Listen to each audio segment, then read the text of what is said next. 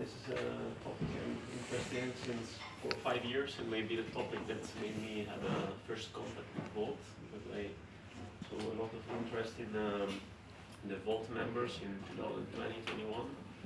2020-21. So first of all, I think everybody knows I'm half Dutch, so my mom is Dutch. I'm from Zeist, so here nearby. So I'm not new in here in Utrecht. I come almost every year, a couple of weeks in this area.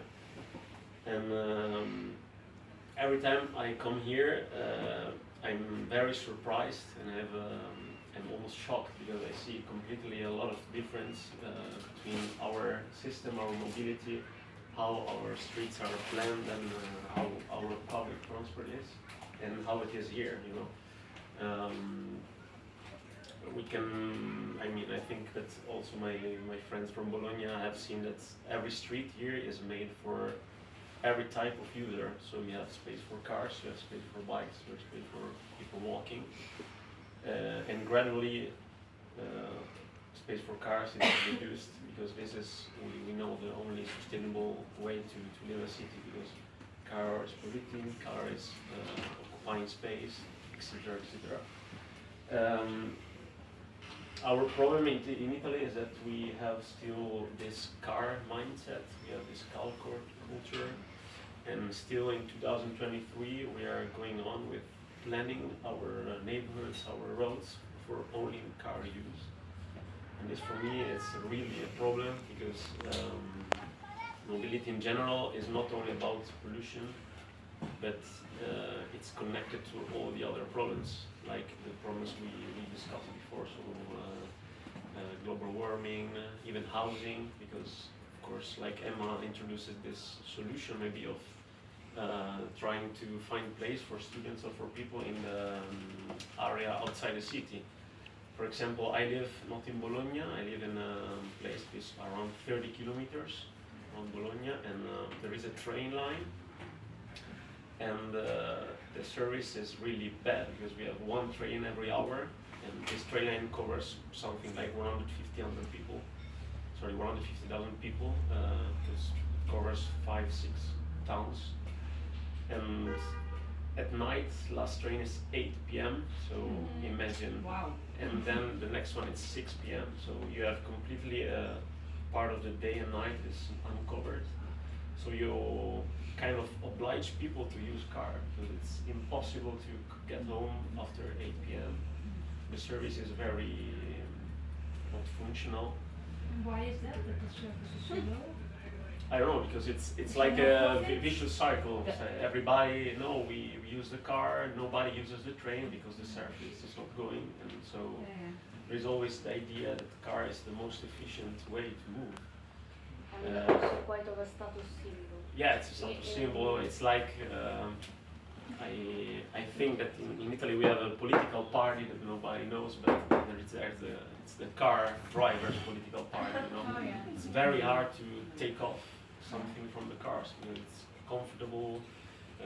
It seems, you know, car is freedom. It's an American way of thinking. So even for the left parties, it's, I think, really hard to make steps forward in this way. We go on with giving subsidies for cars, not only for electrical cars. We give really subsidies for changing even for a petrol car. So, for example, Bologna is a good city, I think, in Italy, because it's the first city that is trying to make some steps. We have some cycling lanes, so gradually reclaiming a bit of space in our roads. But still, it's hard, because we have to fight against the car drivers. Italy is often always divided. You know, in every topic we have fights between the two parts. So now that in Bologna the first cycling lines appeared, it was a constant public debate, because it's not like this, we don't have to do like this. And in general, people do not have any other imagination than car city, you know. So we have a city center that was built in the Middle Age, and so clearly not for cars, but in the mindset of people, there should be a parking place for everybody. For example, in Italy, in every city, resident people have the right to have a parking place so they can park free. And this is a real problem because you can see here, now you want to pay everybody, but in Italy, it's like I buy an apartment and I have a free spot on the road for me, but it should be not like that. And I think it's very hard to propose something like no resident people have to pay. Wait. Sorry, question about the contextual situation. What is like size of Bologna and the outer regions of Bologna? It's like a lot of distance between like nearby cities, and what's the elevation like? Is it like very? Okay, Bologna is a big province, I think. So, but we have some train lines, for example. The train is very functional, and so half of the province is flat, and the other half is mountains. But there are some lines even to the mountains, you know, and they cover the biggest small towns outside. So also to give some context, the infrastructure not only is there, but it's been there for a lot of time, especially the railways. But the stations are not that, like my mom goes to work every day with the car, she takes 40 minutes to go to the workplace. There is a train station near her workplace. It takes me 10 minutes with the train from our house to the other train station close to her work. But then she works in an industrial area, so at night there is no lights, no, like, you cannot really walk to her workplace without crossing a highway. So she doesn't take the train because at 7 she cannot go back to the train station feeling safe in a way. So the infrastructure is there. I don't know. We don't miss that. There is no political will to actually put effort into making the service good. So not the infrastructure, but the real service, putting more trains, putting more lights, making it easier for people to take the train. Only in the Bologna city center we have many train stations, so you could go from one side to the city to the other using the train if it worked like subway above the ground. Like if it could work like that, there would be no need for cars to go around the city, but there are not enough trains, one every hour, and maybe it doesn't come, maybe there's a bus that's substituted, so it's more, and that's maybe what I wanted, also my question is, also a curiosity maybe on the history of your country. Like where does the bike culture come from? Like where does it stem from? How can we build it in a way? Because I think that's the major problem. Like. Yeah, I mean, I did some research. I saw that if you tip Amsterdam 1970, you can see that it was full of cars. So I did an image of Italy right now. And I saw there was a problem of many children killed by cars, something like 100 so children in 1 year. And some people Write that down.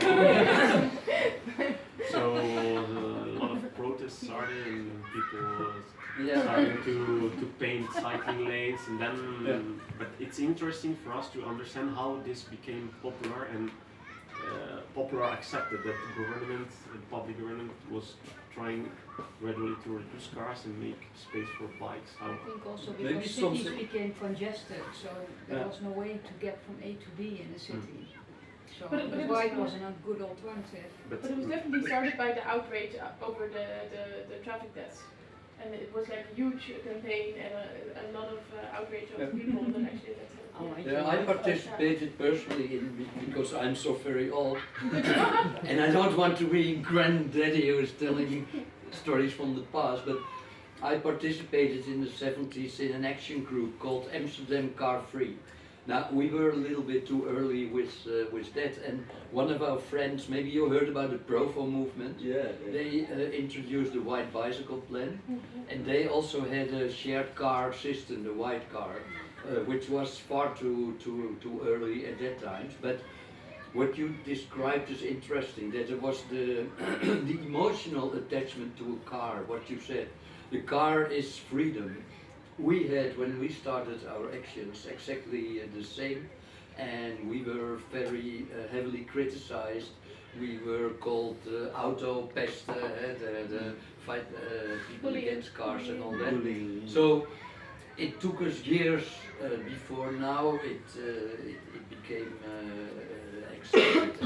So it takes many years to touch the sentiment of the people. One thing that might have helped us when we started demonstrating, we were quite heavy, throwing wheels on the ground and putting them on fire. That was quite aggressive. A year later we changed, instead of burning car wheels, a bicycle protest. And the good thing about the bicycle protest, when you have 200 people, you have already a huge group.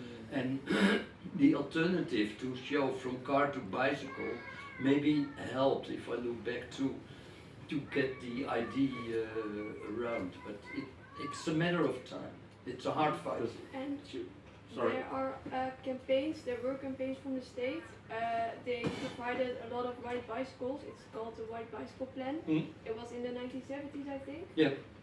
And that was around the hippie area. Yeah. So there were just free bicycles all around Amsterdam to all white bicycles, and you could ride them for free. Yeah, that was from the Alpha movement. No Yeah. locks, Yeah, nothing. no You locks. just Yeah, you can could just just use take them. it and Yeah. The problem of congestion, like our cities are completely congested. Like we are the Yeah. country with 66 cars every 100 cities, so it's completely not working. But still, people do not realize how they could change. They're making the Transportation. road wider. Yeah, and then you get more cars and more. Yeah. And That's then why the you have- highways is that's- on. Yeah. And then you have one meter of cycling lane, and they say no, we are congested because there is 1 meter of cycling. It's really hard to. Yeah. But really, people think this. And so. there is something like in Paris, Yeah. a bike plan. Could something like that help? We need a very futuristic major, I think, like Anne Hidalgo. But, well, she Oh, sorry. Just the she head used on. the COVID time to bring the bike culture, I think, in Paris. Anne Hidalgo, the Yeah. major. It was a good And moment. and still there are protests going on. Yeah, I mean, I feel Go, just speak, otherwise Yeah, I wanted to show a picture because that's what we have in Utrecht, but now it's a public transport network, how it looks. But we also try to have something like we also try to have something like this for bicycles, so that we really have like a network of bike lanes. And the idea is that everything goes to the city center, and we have like a circle around it, so you can always, it's really a network where you can change. And what we do now, also to give people an idea of what you could do with public space, because it's public space, right? It's not like private parking place, it's public space. That's connected to this topic, like Exactly, the and reclaiming of Yeah, public and space. everyone, children want to play at the street, elderly want to drink a cup of coffee outside, whatever. What we're discussing now here is to have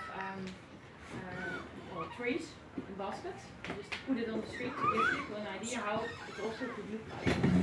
Well, that's happening a bit in Bologna and also in other cities. They're taking some spaces in the road where you know people park the car, but actually it's not a parking place because we have so wide streets that it's a jungle.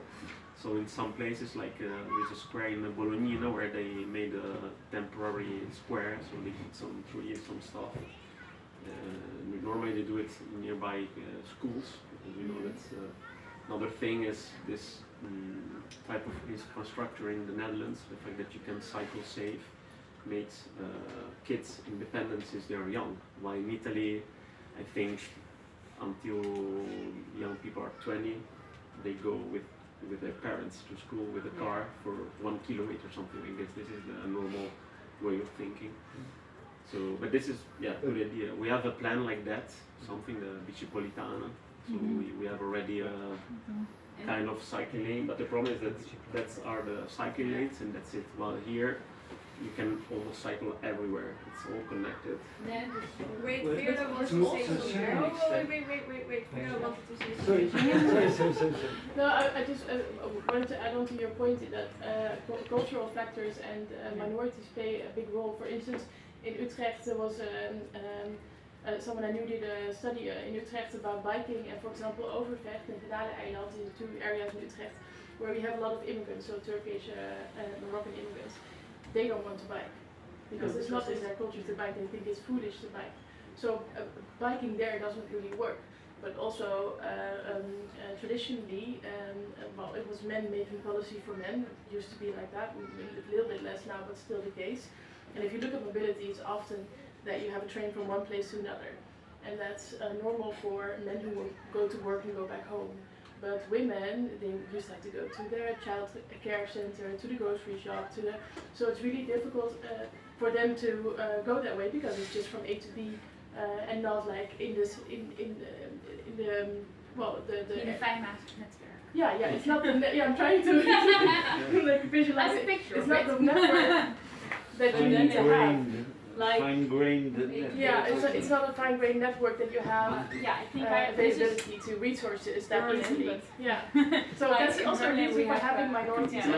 and women Google Maps into and show politics. something? Possible? yeah, of course. Okay, do that. Yeah, you can. I have Wi-Fi. Because it's a blind spot for men who just go from A to B. So you have to have these minorities into politics in order to realize these kinds of policies that are more integrated and more. Yeah. But you make this distinction between men and women. Is that Well, as I said, Is also it culture, still- like for example, biking is for some cultures not really socially acceptable. So you have to think of cultures of female, male, of all the different sorts of backgrounds and minorities in order to arrange your mobility system properly. What are you doing? I'm gonna show some parts of the city. It's a spoiler, but Nice. to let you understand